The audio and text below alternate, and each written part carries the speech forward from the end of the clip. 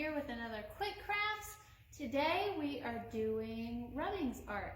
So if you've never done Rubbings art before, you're going to need some paper, some crayons. It works best with crayons. And some things with textures to them. So I have a few different things. So first I have some leaves from outside. And I found some stencils. And then I made this piece of cardboard with texture. So I cut up pieces of cardboard and glued it down to make it look like bricks. So if you don't have time, you could really use anything for Rubbings art. If you've got a bumpy kitchen floor, if there's a rough book or bricks outside or your sidewalk, all of that works. So I'm going to show you how to make kind of a house scene. So I'm going to take my piece of paper and I'm going to use this brick thing I made. So for this part you could go outside and use your bricks or sidewalk. So I'm just going to cover it. I'm going to take my crayon and unpeel it just a little bit more.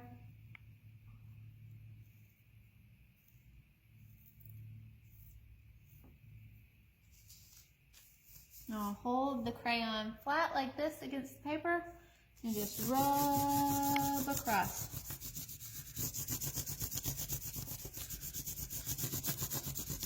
So do you see how it colors it and makes the shapes at the same time? We're going to do that with the other materials I found too. But first, I'm going to make my picture with this. So I'm going to go ahead and make this into a house. So just block it off and make front door.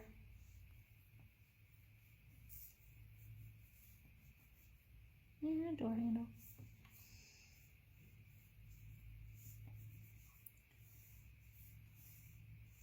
And if I had something with wavy lines, it would make shingles really easy. But I'm going to skip that bit right now. I'm going to make some trees outside.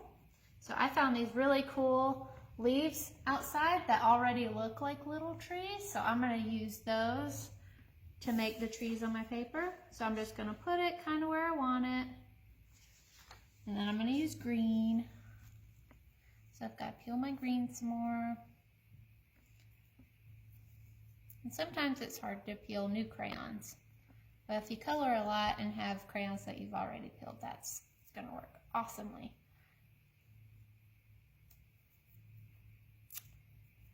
Well.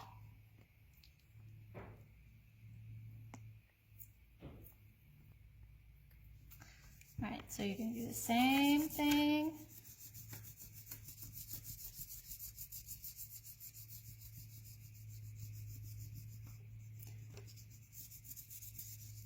And since my leaves, I picked them fresh from the tree, it's kind of hard to see the veins a little bit, but I can just take it off the paper and go over it just a little bit more. That way you can see it. But if you pick leaves that have fallen off the ground, they've dried up a little bit and it's easier to see the veins on it.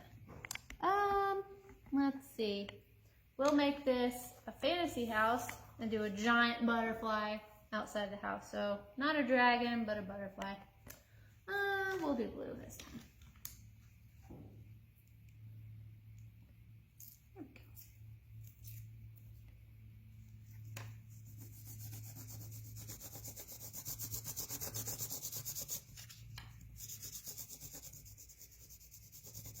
There we go. That showed up really well. So I'm just going to finish coloring the rest of the roof in.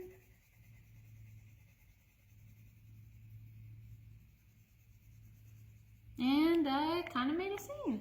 So if I had other textures around my house, I could have made a completely different scene. But that's just what I made with what I had. So I would like to see what you have around your house to make a picture out of. So see what you can find. I want to see what your house your drawing looks like. So next week, we're going to go back to our toilet paper houses, and we're going to make characters that can fit with them. So you're going to need some cardboard again, so you can use a cereal box or even more toilet paper rolls, some markers or crayons, safety scissors, and yarn. But that's all for this week. I'll see you next time.